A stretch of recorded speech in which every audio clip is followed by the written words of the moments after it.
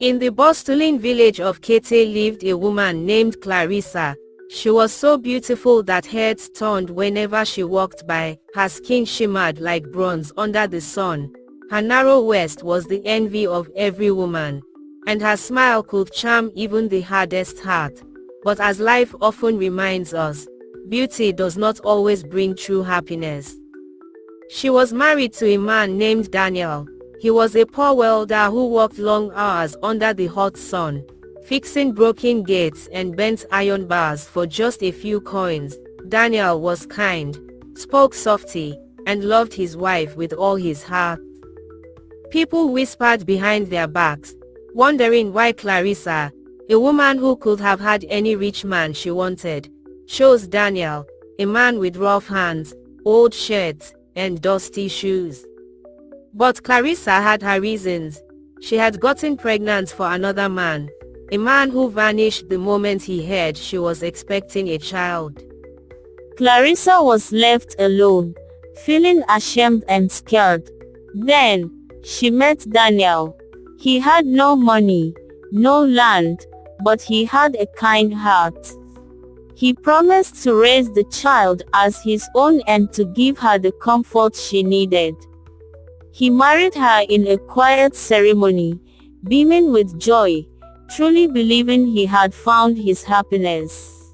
But Clarissa's heart never truly belonged to him. It was a cold place, empty of love for him. She never loved Daniel. She hated him. And as the days went by, her hatred only grew deeper, like a thorny bush wrapping around her heart. Daniel, for all his good heart, lived like a servant in his own house. Clarissa shouted at him over everything. When he came home late, when there was no food, when the power went out, when her dress didn't fit right, she threw insults at him like sharp knives, cutting deep into the man who loved her the most. "Look at you," she would scream, her voice rising like a storm, always smelling of sweat. "Your hands are rough like sandpaper. How can I walk with you in public? You bring shame to my beauty." Daniel said nothing. He only lowered his eyes and took the insult silently. His heart would ache, but he never spoke back. Every morning, Daniel woke up before the sun, before the birds chirped. He would gently kiss the forehead of the newborn baby, the child he loved as his own, his tiny daughter Nia. Then, he would leave for work. He stood by his welding stand all day, breathing in smoke from the burning metal, his clothes soaked in sweat, his hands covered in scars from the sparks. On some good days, he made enough for food. One particular day, things were especially hard. The sky was bright but offered no comfort. No customers came, no work appeared, just the sun beating down, his heavy tools, and a heart full of worry. By evening, the only money he had in his pocket was a small, crumpled 1,200 naira note. He sighed deeply, a heavy weight on his chest, and began the long walk home, wondering how he would tell Clarissa, what excuse he could give, what lie might make her insult softer this time. His stomach twisted with fear, not just for himself, but for the tiny child who needed milk. But the moment he pushed open the creaking wooden gate, Clarissa was already standing at the door. Her arms were folded across her chest, and her eyes blazed with fire. She looked like a queen waiting for tribute, not a wife waiting for her husband. "Where's the money?" she asked coldly, her voice sharp like a razor. "The baby's milk is finished. I want to make my hair, and I saw some beautiful clothes online that I need to buy right away." Daniel looked tired. His lips were dry from the heat, and dust clung to his shirt, a sign of his hard day. "I only made 1,200 today," he said, pulling out the crumpled notes from his pocket and slowly handing them to her. His voice was low, filled with shame.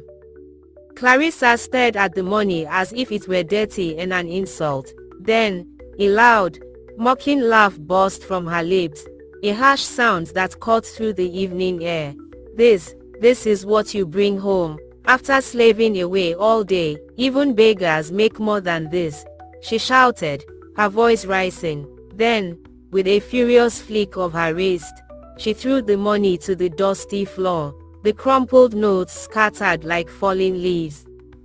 Daniel bent slowly, his body aching, and picked up the money, piece by piece, his face burned with shame. "It's all I have," he whispered, his voice barely audible. But Clarissa wasn't done.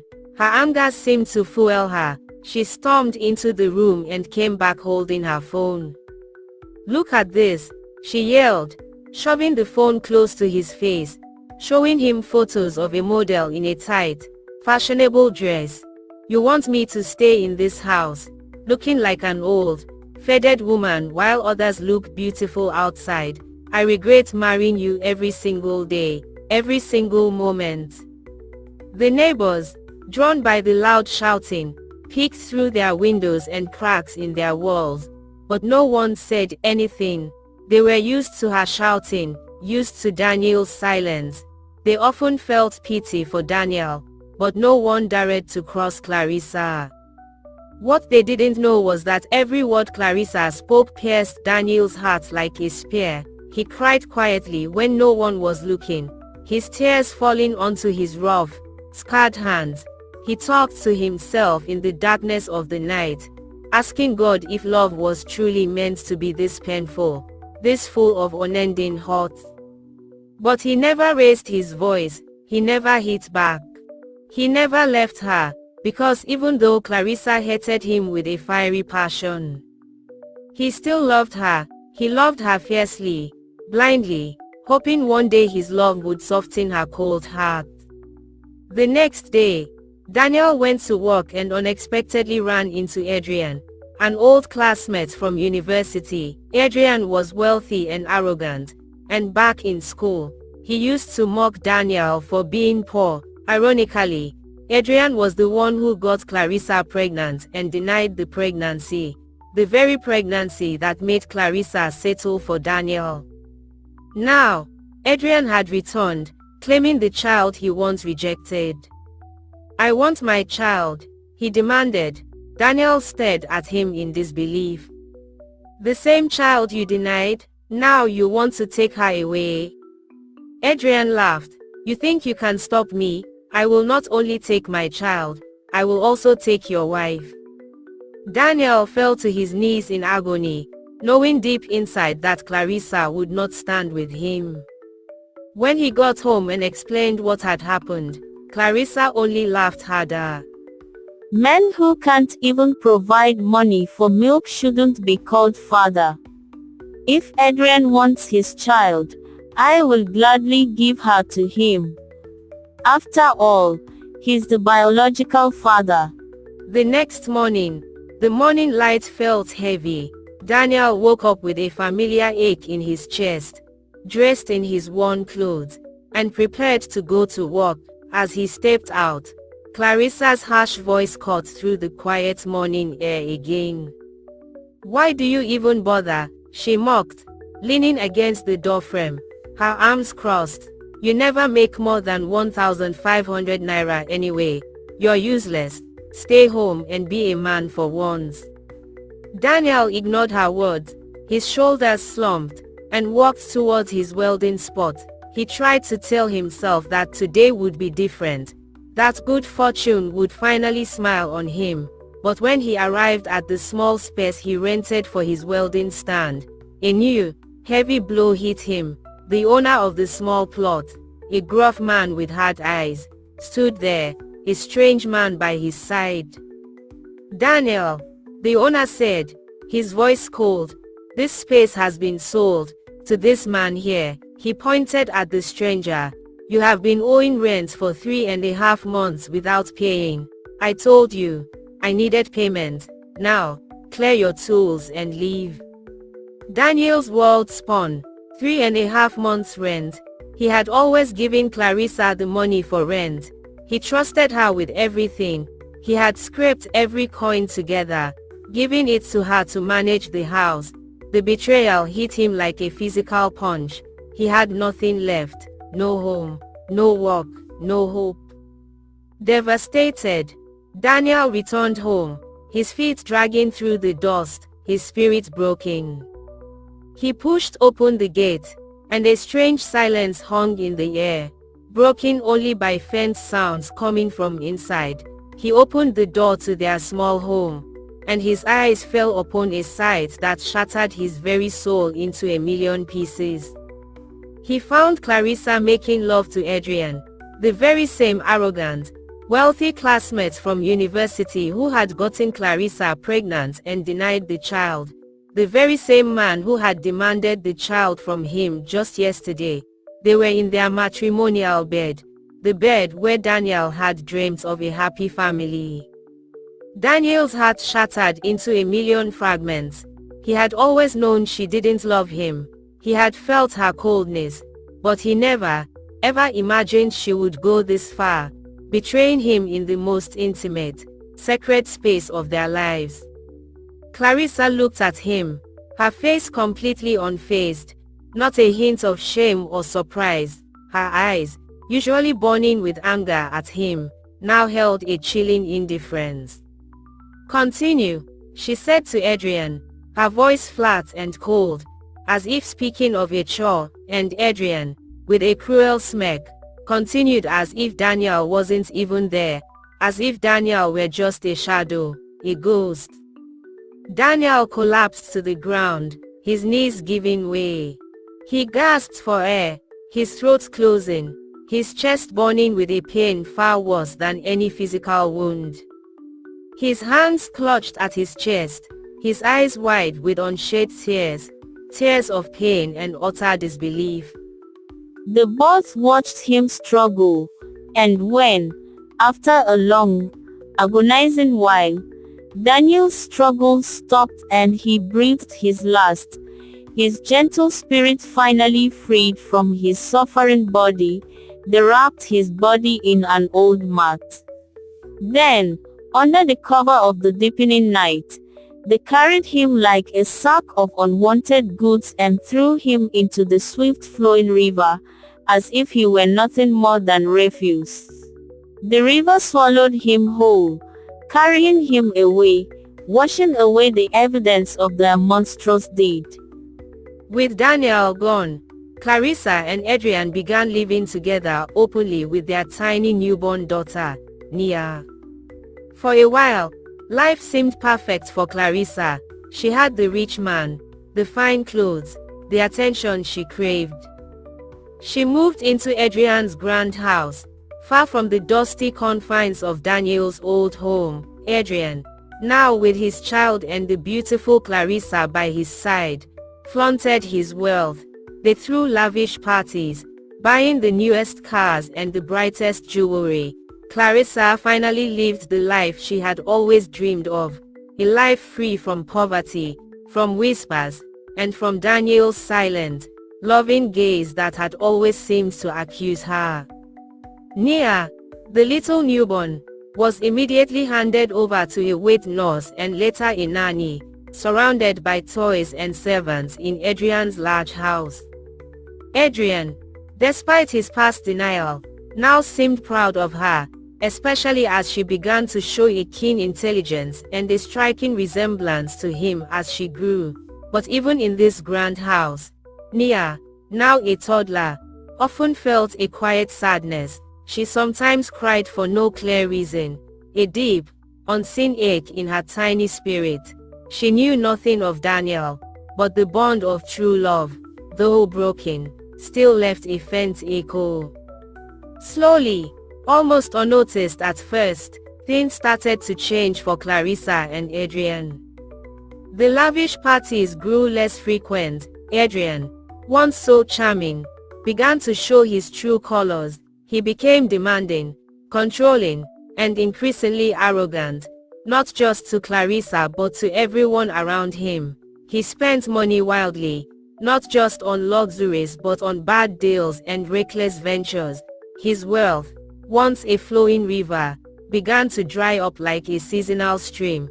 He started losing business deals. his investments turned sour. Clarissa, who had married him for his wealth, found herself once again facing a man who was losing his grip.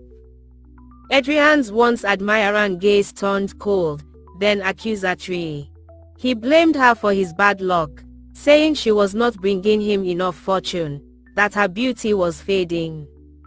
The fight started, loud and bitter, echoing through the grand house that was slowly losing its shine. Clarissa was no longer the cherished wife. She was a burden, a woman whose beauty could no longer hide her sharp tongue and endless demands. Adrian, increasingly stressed and aggressive, began to treat her much like she had treated Daniel, with insults and anger. He even started to raise his hand. Clarissa, who had never known a man to stand up to her, found herself terrified, remembering Daniel's silence, but finding no peace in it now. Meanwhile, a deep unrest began to settle over Kete. The river, once so reliable, started to shrink again, not due to drought, but with an unsettling, foul smell. The land felt heavy, as if weighed down by an unspoken wrong. Baba Kule, the village elder, felt it too. He knew the death of Daniel had been too swift, too quiet. The spirits of the land do not forget injustice, especially when it involves a pure heart.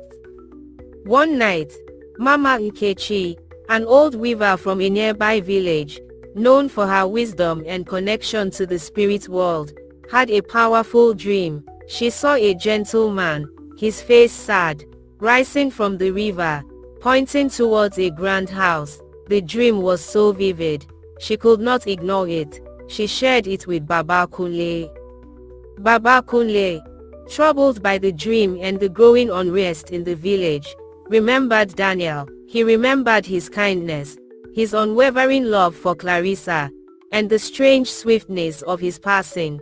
He decided to consult Baba Ife, the younger native doctor known for his clear visions. Baba Ife performed a powerful divination, staring into his obsidian mirror, its dark surface swirling with visions. He saw Daniel's last moments, the brutal act, Clarissa's cold heart, and Adrian's cruel indifference. He saw the mat-wrapped body sinking into the river. The full truth of Daniel's murder, unseen by human eyes, was revealed by the spirits. Baba Ife, armed with the truth from his vision, brought the full story to Oba Ade and the village council. He spoke of Daniel's murder, of Clarissa's cold betrayal, and Adrian's part in the terrible deed. The evidence was overwhelming, and the spiritual signs were undeniable. Oba Ade, his face grave with shock and sorrow, ordered Clarissa and Adrian to be brought before the council. The atmosphere was heavy, the air thick with unspoken anger. When confronted with the detailed truth of their crimes, Clarissa, for the first time, showed real fear. Her beauty crumpled, replaced by the ugly mask of guilt. Adrian, in his arrogance, tried to deny it, but his lies tangled around him like old vines. The council's judgment was swift and absolute. Clarissa and Adrian were found guilty of Daniel's murder. The villagers, who had silently witnessed Daniel's suffering for so long, now watched as justice was demanded. Oba Ade, his voice filled with a powerful, sorrowful anger, declared their fate. The man you cast out, the man whose spirit you broke, has spoken from the very waters you used to hide your evil. Oba Ade proclaimed, the river that embraced Daniel's innocent spirit will now reclaim the darkness you hold. Clarissa and Adrian were dragged, screaming and struggling, down to the very edge of the river Oshun. The villagers watched in chilling silence, their faces grim, as the two were pushed into the swirling waters. They thrashed and fought, their cries echoing across the banks, but the river, as if alive with Daniel's spirit, pulled them down. The water closed over their heads, Then their struggling bodies disappeared beneath the surface. They drowned in the same river where they had thrown Daniel. Swallowed by the very waters they thought would hide their crime, the river had brought life to Katie, but it had also brought justice. But the story did not end with darkness. It twisted towards a new dawn. The happy ending was not for the wicked, but for the innocent who remained. Nia, the tiny daughter, was not left alone. Oba Ade, deeply moved by Daniel's pure heart and feeling a great sadness for Daniel's suffering, stepped forward.